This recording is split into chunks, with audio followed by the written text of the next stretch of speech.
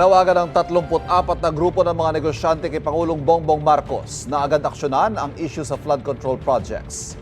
Nakukulangan din daw ang isa sa kanila sa hakbang at kapangyarihan ng Independent Commission for Infrastructure.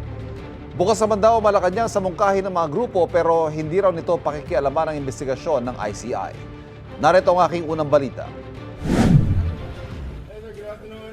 Biyernes nang bumisita sa Independent Commission for Infrastructure ang Acting Deputy Chief of Mission ng US Embassy na si Michael Kelleher. Paliwanag ng ICI, courtesy call ang ginawa ni Kelleher tulad ng ginagawa ng mga kinatawan ng ibang bansa sa iba't ibang ahensya ng gobyerno.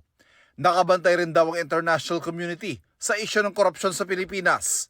Dagdag ng ICI, ang pinag-usapan lang daw ay ang bagay na alam na ng publiko. He just wanted to know or to ask the basic mandate of the ICI, what we have accomplished so far, and what our plans are.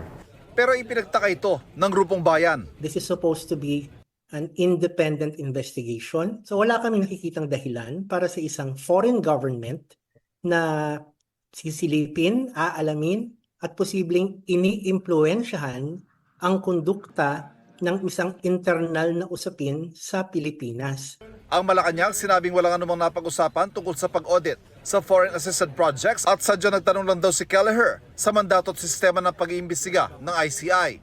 Kung gayon, ani Reyes, at para mapawi ang anumang duda sa investigasyon ng ICI, dapat isa publiko ang mga hearing. Tama, yung nagsasabi na gusto niyo ng credibility, i-livestream nyo, ibukas nyo ang lahat. Kasi so long as hindi transparent, hindi makikreate, hindi malilikha yung kinakailangang kredibilidad. Sabi ng grupong pamalakaya, insulto raw ang bukas kamay na pagtanggap ng ICI sa bisitang diplomat. Gayong hindi naman ito isinasa publiko ang kanilang mga pagdinig. Ganito rin ay pinunto ni Kabataan Party List Representative Rene Co sa kanyang post sa X. Ayaw i-livestream ng ICI ang kanilang mga pagdinig para hindi raw mapolitika at maiwasan ng trial by publicity. Wala naman interference doon because nagtatanong lang naman sila. They were just asking questions about the ICI. So we didn't divulge anything. So there was no interference as far as we are concerned. Panawagan naman ng Philippine Chamber of Commerce and Industry, dagdag na pangil para sa ICI para mapuwersang dumalo ang mga ipinatatawag sa investigasyon. Give a legal authority to ICI to really prosecute or to really find those that are really guilty.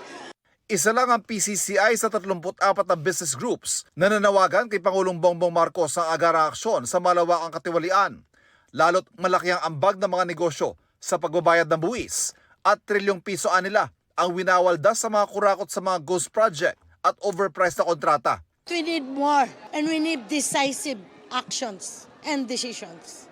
We don't want cover-ups. The way it is being investigated and being handled is not yet enough to prosecute. We want really those responsible to be punished and to be identified. Bukas naman ang palasyo sa mga mungkahi kung ikaayos sa investigasyon, pero hindi raw pangihimasukan ng palasyo ang trabaho ng ICI. Mas maganda po talaga na magkaroon ng mas ngipin, pangil ang ICI. Pero sa ngayon po, nakikita naman po natin na maganda ang itinatakbo ng ICI. Pag nagpatawag po sila naman po ay tumutugon. Sabi ng ICI, malaking bagay sana na meron silang contempt powers, pero meron namang remedyo. We can always go to the courts and file the indirect contempt. But another process pa yan. Gumawa ng batas to strengthen further the ICI. Matapos pumutok ang skandalo sa mga proyekto kontra baha, tinanggal sa 2026 proposed budget ang DPWH ang pondo para sa mga locally funded na flood control projects. Kaya mula sa orihinal na panukalang 881 billion pesos, buwaba sa mahigit 600 billion pesos na lang ay ipinasa ng Kamara. Sabi ngayon ng Senate Finance Committee Chairman, pwede pa mga lahati ang budget ng kagawaran dahil sa 4 na klase ng red flag na kanilang natuklasan. Mahigit 4,000 road project ang wala eksaktong lokasyon. 40 naman ang duplicated project, tulad ng multipurpose building na may pondo na sa pagpapagawa pero may pondo rin sa rehabilitasyon sa iisang taon. Mahigit 40 proyekto naman ang hinati sa multiple phases. Halos 1,000 naman ang pinondohan noong 2025 pero gusto ring papondohan sa 2026. Reappearing projects, 946 projects worth 14 billion. Red flag 1 to 4, aabot ho yan ng 271 billion pesos. Hindi natin alam, no? baka double-double na naman yan, no? Which we will not allow. Kailangan po i-validate yan isa-isa. Pinangangambahang mauwi rin sa ghost projects ang mga red flag project. Like for example, itong sa Surigao del Sur, exactly the same yung title. Parehong-pareho yung title. So hindi natin alam kung ito ba ay continuation or tapos na. Ang mangyayari dito on the ground, yung district engineer magkakaroon siya ng discretion kung paano niya gastusin yan. Absolutely agree. Kailangan po detalyado yan.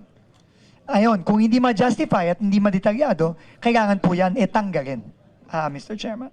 Binigyan na hanggang Lunes ang DPWH para maipaliwanag ang binansagang mga red flag sa budget. Ang pwedeng potential tanggalin is 348 billion. Kasi yung red flags is already 271. Tapos yung overpricing na 20% across the board sa kalye, it's another 70-something. So more or less mga 340-something. 348. Hindi pa naman final yan, but yan yung mga estimates namin sa ngayon.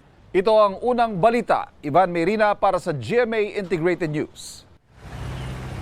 Kapuso, huwag magpapahuli sa latest news and updates. Mag-iuna ka sa balita at mag-subscribe sa YouTube channel ng GMA Integrated News.